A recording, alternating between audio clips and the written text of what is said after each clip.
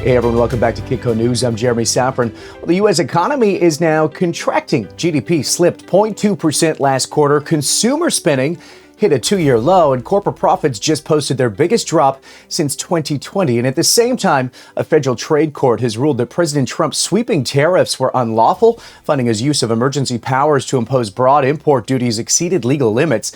Now, the administration plans to ask the Supreme Court to intervene as early as Friday if a pause isn't granted. And despite the legal blow, the White House is pressing ahead on other economic fronts. New executive orders aim to fast-track small modular nuclear reactors in the U.S. by 2030, a potential turning point for uranium demand. Meanwhile, China is accelerating efforts to internationalize its commodities markets, expanding yuan-based pricing for gold, oil, and copper. Chair Powell just met with the president at the White House. We're finding out this just as it comes in, and while he gave no policy guidance, he emphasized data dependence and political neutrality like normal. And with the Fed holding rates steady and inflation risks unresolved, investors are facing a macro environment defined by legal battles, global power shifts, and structural policy changes. So, where are the opportunities? Let's find out. Joining us now is Adam Rozencwajg. He's a managing partner over at Goehring Rozencwajg. He's here to break down what's next in this commodity cycle and what it could look like. Adam, nice to see you. Welcome back. Great to see you. Is that all? It was a quiet morning, I suppose. I know. Every morning, I keep my glasses close because it changes while we're on the air often. We got to zoom out a little bit for us if we could. And let's start with the bigger picture here, Adam, because there's a lot of the commodity flow has gone into gold and uranium headlines, but your latest work points to something bigger brewing. So walk us through why you think we're on the verge of a structural move across the commodity complex and why now? Absolutely. Look, I think that the commodity markets move in these big, long cycles. They often take 10 or 15 years to bottom out. And what they're really doing is they're processing all the investment and all the new supply that came online in the last bull market. Eventually, so little capital gets reinvested. Investors are so pessimistic that the market ratchets tighter and tighter. And right as commodities look super cheap relative to stocks and other financial assets, that tends to be the moment of maximum pessimism. And then a new bull market begins to unveil itself in front of us because not enough has been reinvested into the supply base. I think that's exactly where we are today. And I think it spells a very, very bright future for the commodity markets going forward. Yeah. Talk to me. I mean, we saw the equities yesterday. Obviously, NVIDIA came out with some interesting numbers. And you've said that this may echo the late 1990s setup. I mean, you mentioned that you've been doing this for about 17 years. I mean, what's different in 2025 that forces capital to look beyond tech, beyond the Fed, and back into these real assets? Frankly, I don't think anything's different in this cycle than it has been in all the other big commodity bear markets. We've gone back, we've studied commodity bull and bear markets for about 150 years. We haven't been doing it 150 years, but we've been studying 150 years worth of data. And what we've come to the conclusion is that the periods where commodities are really out of favor, they all have a lot of similarities to them. And those similarities are abundant credit creation and a bid up in assets that are effectively what we would call these high duration, high multiple, long-term story stocks. And more often than not, what lends itself well to that? Well, that's tech, right? Mm-hmm. Because you have to extrapolate out 20, 30 years into the future in order to justify some of these multiples. So the 1920s, terrible time for commodity stocks, great time for tech. At the time, the nascent technology was radio. In the 60s, it was semiconductors. Commodities sucked wind. In the 90s, it was .com. What's the catalyst every time to end it? The catalyst, believe it or not, every single time to end the bear market in real assets and start to see a sector rotation has been a change in trade patterns and trade policies and in global monetary systems. And we have all of those. If your introduction didn't say one thing to me, it's that we have all those things happening at the same time today. So I think the bear market's over and a new sector rotation and bull market in commodities has begun. Yeah, well said. We covered it. I mean, as you mentioned, it comes in a little bit hot in the mornings here. And one of the things that we're learning just this morning is this big macro development. A federal trade court just struck down President Trump's sweeping tariffs. But again, behind these headlines, I mean, the trade war may not be over. Goldman Sachs is warning that the White House still has levers it could pull to bring tariffs back From your macro lens, before we get into the commodity side, I mean, does this ruling change the outlook for inflation, or is it just more noise than a signal? Listen, I'm not a constitutional scholar, and so I won't talk Yeah. about the unitary executive privilege and things of that nature. That's basically what it comes down to, whether or not Trump has the unilateral ability to impose trade tariffs outside of Congress. Some people say yes, some people say no. What I'd like to really, double down on here is the idea that we're in a moment in history today where we are tearing down the old edifices and the old trade patterns and the old monetary systems and patterns and building anew. And while that might sound like a crazy thing to say, this happens. At the end of the 1920s, we had massive trade tariffs put in place, and we had the end of the classic gold standard. At the end of the 1960s, we had the repeal of all of those trade tariffs, and we had the end of Bretton Woods. And in the late 1990s, we had all the Asian countries joining the WTO, and we had a fundamental change in how emerging markets peg their currencies to the dollar. So they happen typically when real assets look really depressed relative to financial assets. They tend to happen when we have what's called the carry trade on, which we certainly have in spades today. And these imbalances build until they can't build anymore. And you have to have a shock and a change. And we're seeing that. So does it start with money? Does it start with monetary systems? Does it start with trade systems? I couldn't tell you, but what we're seeing right now is that fundamental shift. It happens once a generation, and everyone needs to be aware of it. Obviously, that means it's a catalyst for another leg higher in commodities. Then break down the sector a little bit, and then we got to get into Platts, and we'll get into it. Absolutely. Look, I think that the first order thinking this year has been to say Trump's trade tariffs have effectively widened the range of possible economic outcomes, meaning global recession is more likely, and that must be bad for commodities, right? The second order thinking, though, is to say, look, this historically has been the trigger for one of these sector rotations. And so we could be seeing that today. And I don't think it's a coincidence that the commodity stock sectors have actually been leading the market higher. And, certainly our performance has beaten those as well. But I think even the broad commodity stock indices are up 6, 7, and 8% so far this year against the S&P, which is basically flat as of yesterday. So why would that be if economic activity is low? Well, I think it's a sector rotation from the investor perspective.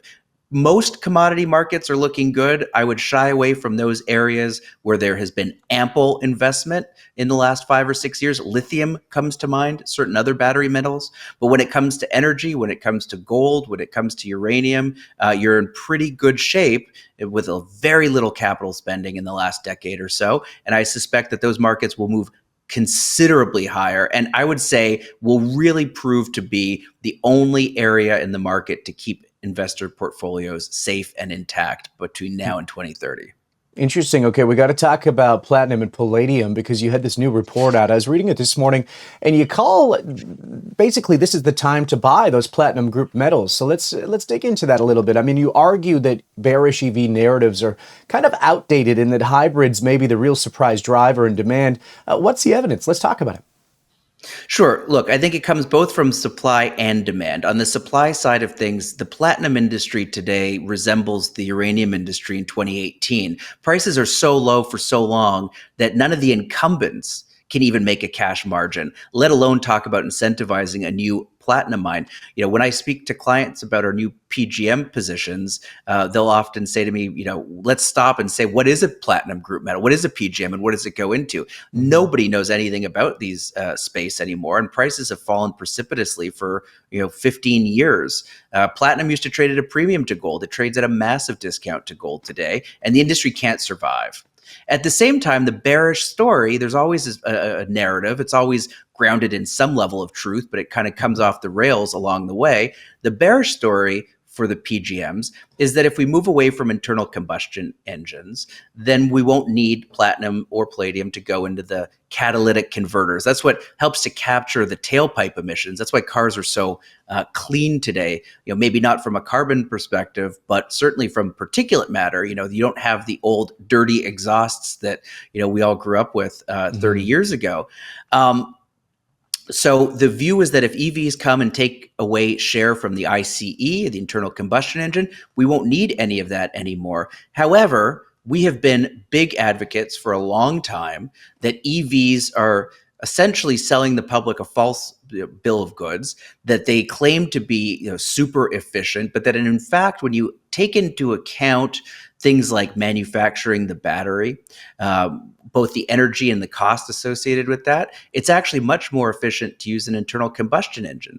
But what we've loved over the last 20 plus years has been hybrids. They're amazing. They have a battery, but it's tiny. It's 1% to 2% the size of an EV.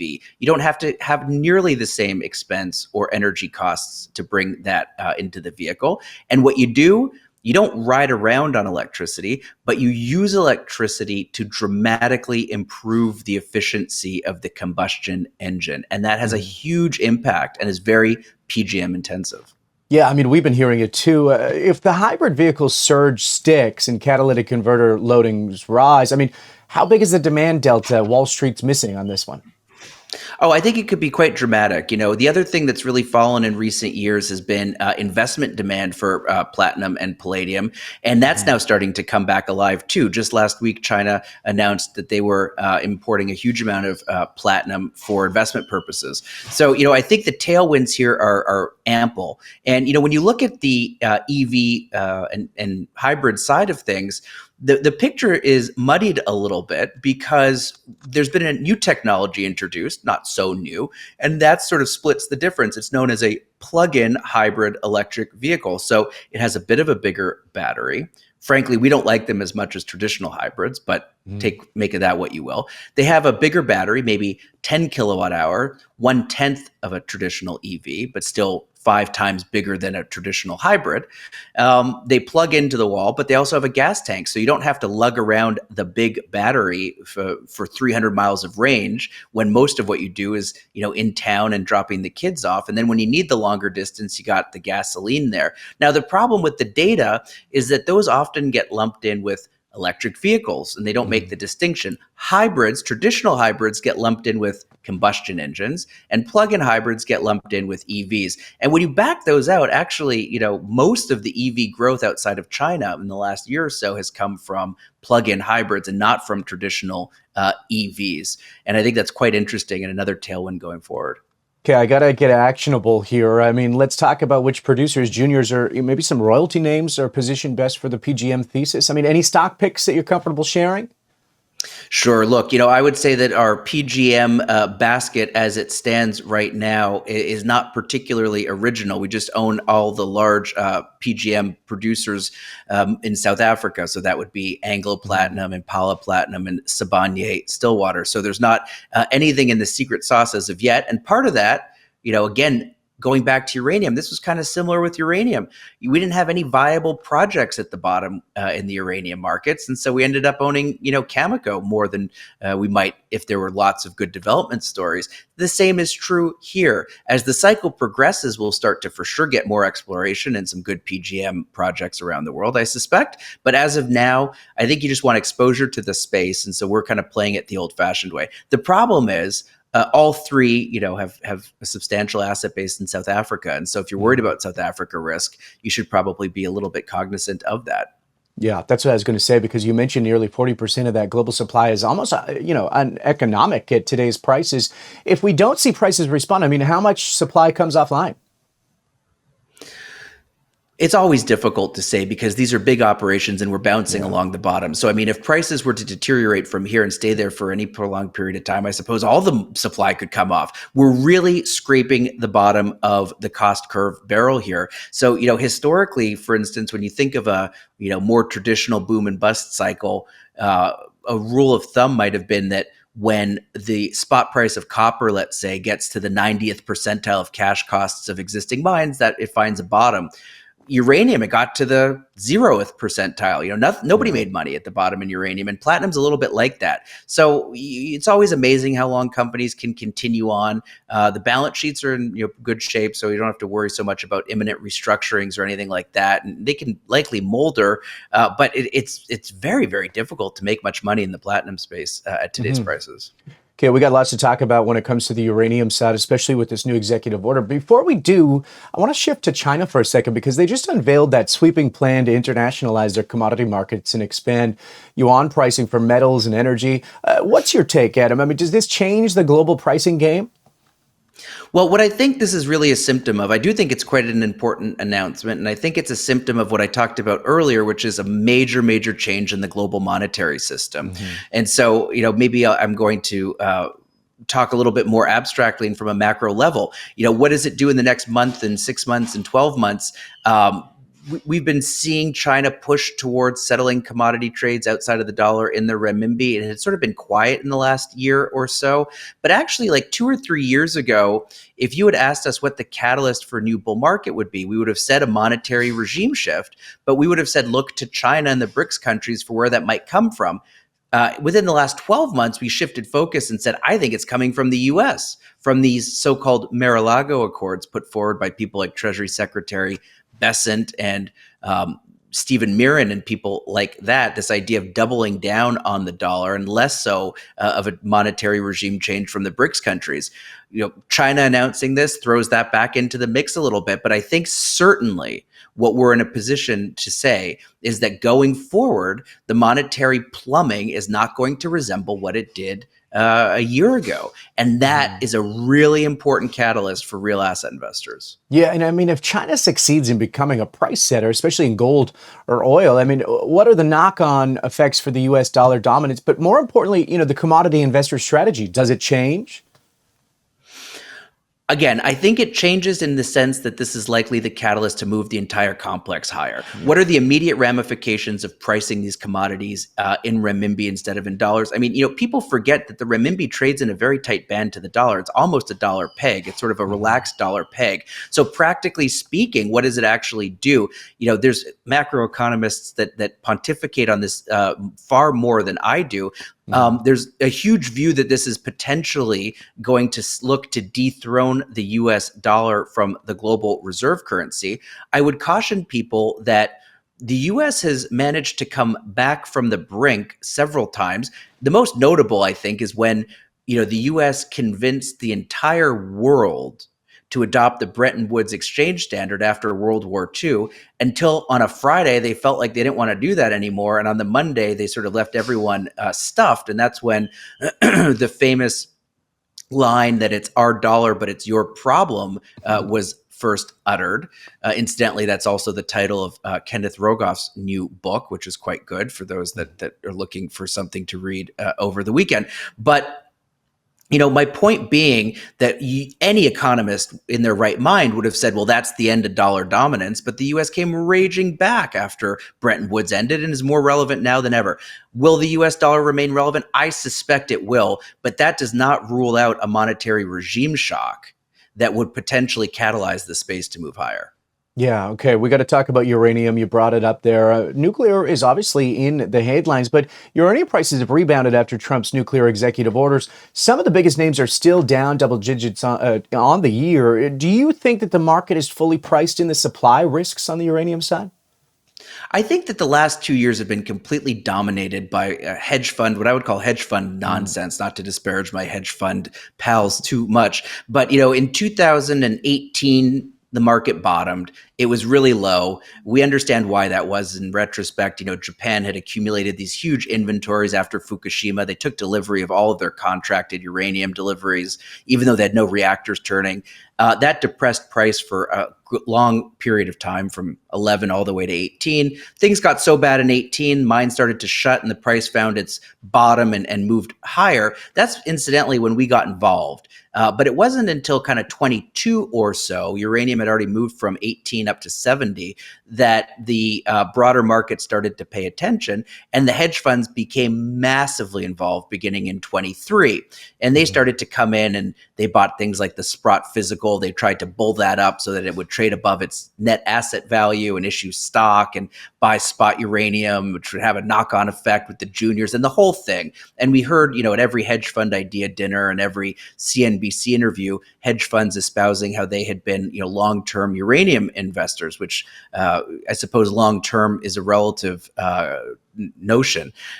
In 2024, We saw them get out of that space. And then by the end of 24 and beginning of 25, we started hearing rumors that they were massively short. And I mean, sure enough, if you look at some of the short interest in some of the uranium juniors, it's really, really awfully high. And it seems as though someone is taking a concerted position there. And the Sprott physical could never get back above NAV in recent months.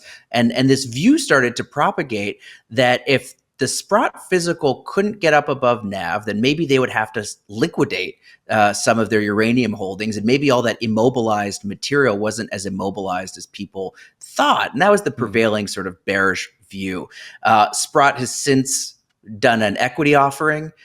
Somebody paid a premium, a 5 to 6% premium, for those units because that was the discount to NAV, and they had to issue it at NAV.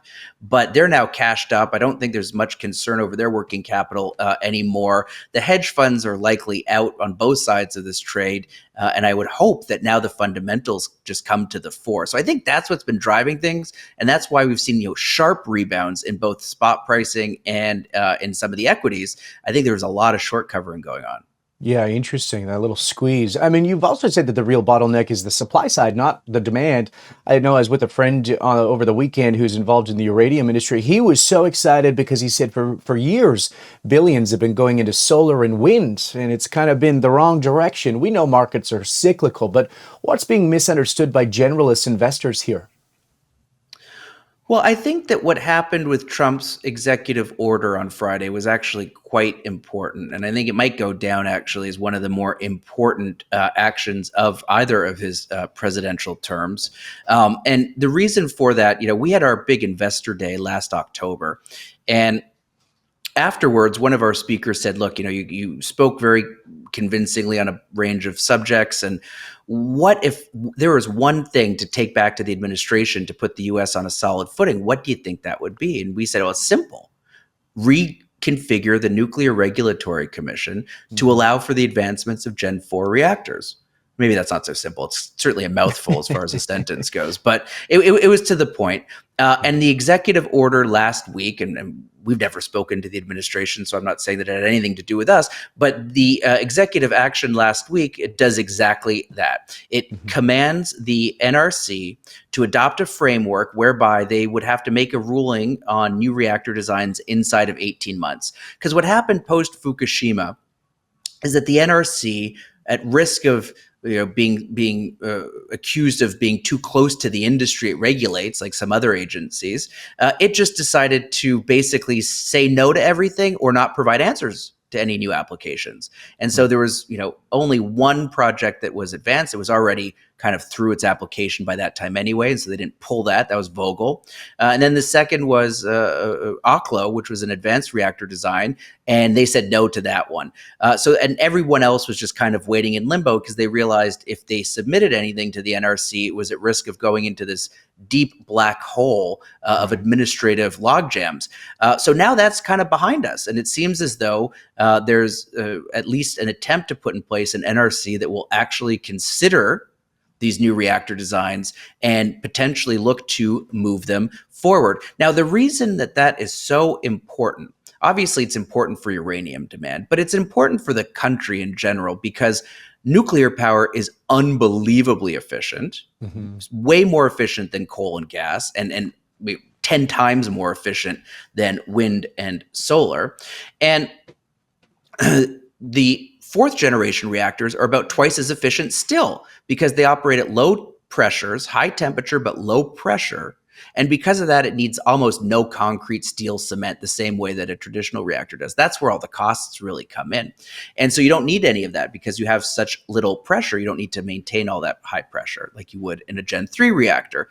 There's also a perception of safety. I say a perception of safety because these fourth gen reactors are very safe, but then again, so are the third gen reactors. But these are safer still, and costs come down and waste comes down because they use higher assay low enriched uranium, which produces much less waste per unit of electricity. So these are all great things. And I think the fact that we're now seriously considering them, arguably for the first time ever, is critically important. But the second reason it's so important is that I think it could actually help address the debt issue in the United States. And why do I say that? Well, lots of people have talked about both the debt spiral and Neil Ferguson writes what's known as this Ferguson's Law, which is basically saying that anytime a country spends more on interest than it does on defense, it stops being a superpower. And Reinhardt and Rogoff have written that anytime debt to GDP passes 100%, it's kind of all over. But there's one notable exception, and that was Great Britain. At the end of the Napoleonic Wars, its finances looked awful, but it continued to thrive and had many of its good growth years ahead of it in the next 60 to 70 years. And the question is why? How did it come back from the brink? It adopted coal. It moved away from wood and crops, and it moved to coal from its main source of energy. And that unleashed the Industrial Revolution, and it could grow from behind its huge debt load. I really think that that's almost the only chance that the United States has to bring its debt into proper perspective, is to have a huge efficiency gain. And the easiest, most straightforward way to get an efficiency gain, or lose one for that matter, is by changing your energy system. Just ask Germany. They've lost huge competitiveness because they went from nuclear to renewables. We have the chance to now go to Gen 4 nuclear reactors, which on a percent basis would be the biggest improvement in efficiency in human history. So I think there's really great things that lie ahead. Exciting times on the uranium front. I mean, you mentioned it was stigmatized for all those years, but there's still some upfront costs. There's that long timelines, and then we got those histories of delays. I'm curious, I mean, are we at the stage where uranium is more of a long duration infrastructure play, or is there still some near-term upside from here? I really think that a uranium investment is almost two separate and distinct investments. Mm-hmm. So the first is between now and 2030. And between now and 2030, you don't need anything to happen. The market is super tight as it is, and we don't have enough new mines coming online to meet the existing reactor demand that we have. Certainly, if you layer on the ones that are being built right now. And you said, upfront long lead time. That's just in the West, where we've effectively dismantled our nuclear reactor manufacturing capability. If you look in China and Korea, they're building on time, on budget. So when you look at what's coming on and what is on between now and 2030, it is an awfully tight market. And I think that investors will be rewarded handsomely for it. Then you have 2030 and beyond. And in 2030 and beyond, I think there'll be enough mine supply to come online. Uranium is not the most difficult material to find. It needs capital and lead time to bring on those mines. But by the 2030s, we'll have that. And then it becomes a question of mine supply against SMR rollouts. So those SMRs, those fourth gen reactors, that is a 2030 and beyond story. You do not need them to work. We are super bullish on SMRs. Mm-hmm. We have never once used them in our uranium supply and demand forecast for the next 6 years. Yeah, well, I'll tell you, that market and those stocks, they've been having a great week. Okay, we're going to shift over. I don't have you for too much longer, but let's quickly talk about oil. I mean, you warned that shale exhaustion is real here and that supply growth may be done. Do you still hold that view post Q1? Absolutely. And I think it's really bearing out in the data now. You've had several executives that have all gone on stage, and most notably Scott Sheffield, who is the CEO of Pioneer, who sold that company to Exxon, closed last year for about $70 billion. And at CERAWeek earlier this year, got on the stage, which is a big public energy forum, and said, we sold to Exxon because we were running out of good drilling locations. So I suspect that Scott's last check from Exxon had cleared, earlier in the week, and we kind of got the true story there. Similar comments were made by Oxy, by people like Diamondback CEOs and executives, and a lot of those where I think the media and some of the executives have sort of buried the lead a little bit, is to make that sound like it's a price response, meaning with prices where they are, production will roll over. I would take that one step further. It's geological. So even if prices rise, people are going to be very surprised how little supply comes back online. I think our days of peak shale are behind us. I think that was likely November of 2024. Do we get another monthly reading where we make a new high by 50,000 barrels? Sure, that's fine. Growth is over. And before too long, will be in outright declines against a demand picture in the world that's still growing quite sharply. So I think that's definitely playing out. I think that if you look now every energy agency in the world in the last 60 days has changed their long-term projection for shale oil out of the U.S. and now see that volume declining. The year of the decline is up for debate. Some have it 26, some have it 27. But to put this in perspective, a year ago, they said that by 2050 it would still be growing. So you've lost 27 years in a month, in 12 months.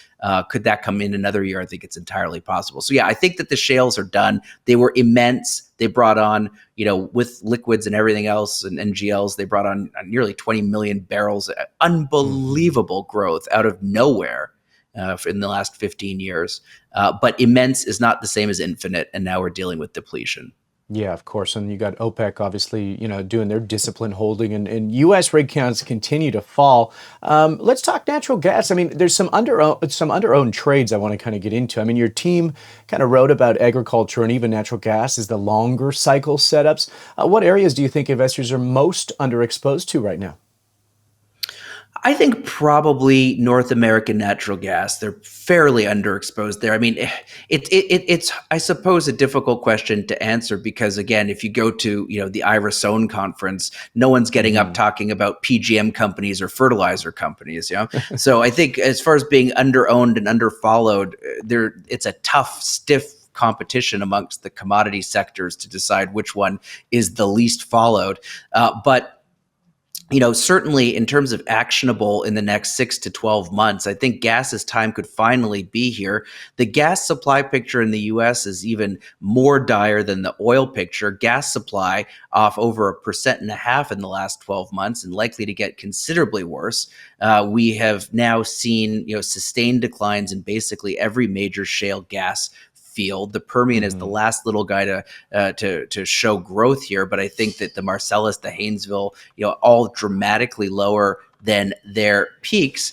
And the big difference, again, with oil is that U.S. natural gas is just awfully cheap. Canadian gas is even cheaper. It is the cheapest molecule of energy on the planet by 70%. Multiply the gas price. Gas is $3.30 today. Let's call it $4 if you want to be generous. Multiply it by 6, and you're at $24. That's the oil equivalent price. So it's a huge discount to its oil equivalent price.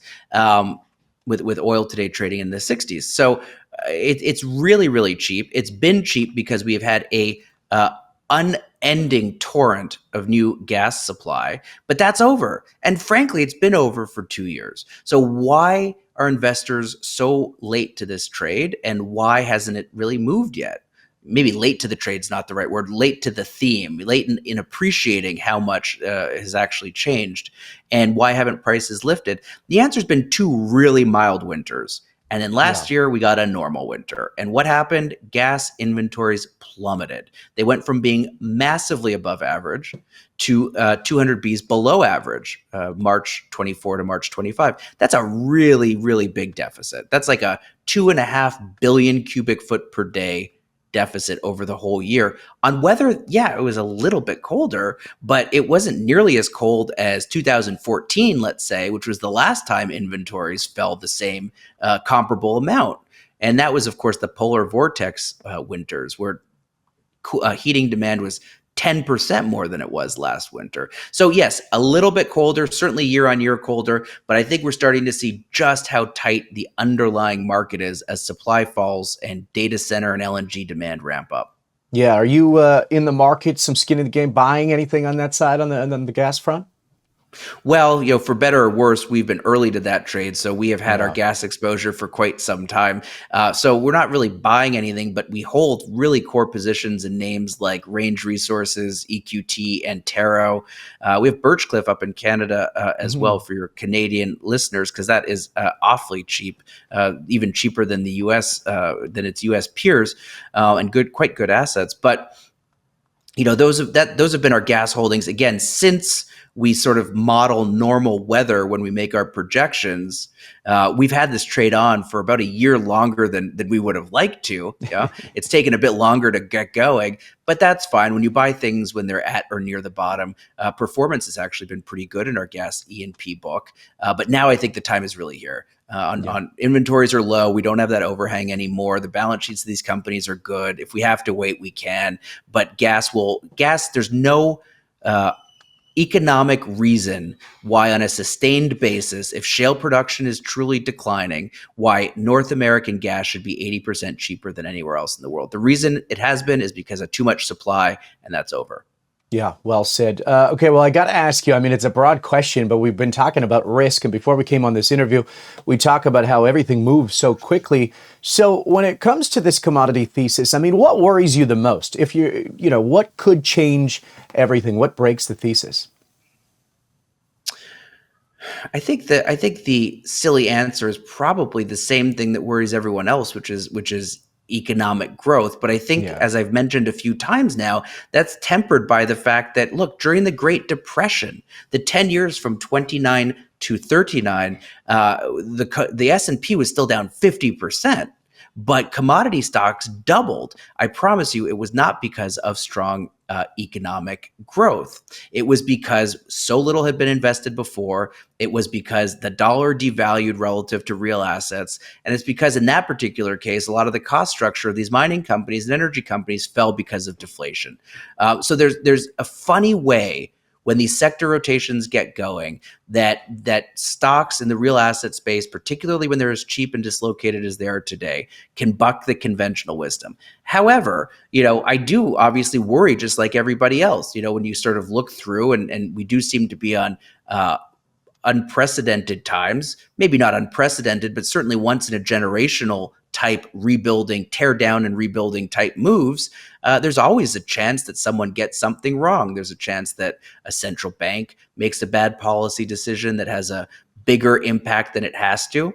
I do, though, think with quite a bit of confidence that 10 years from now, investors that have put money into this space will be very happy that they did so, both from a portfolio protection return perspective and from just a straight absolute return perspective. Remember those other periods when these things get really dislocated like this, not only do commodity stocks do well, they tend to be the only thing that saves you. So I'm very, very confident about that. What worries me, I suppose, like anybody else, is some of the chop along the way, some of the noise that could creep in. We have a very levered financial system, and it's been, what I would say, surprisingly resilient to some of the shocks that we've seen to date. But it's an unbelievably levered system, and the chance for tail risk is more today than it was a year ago.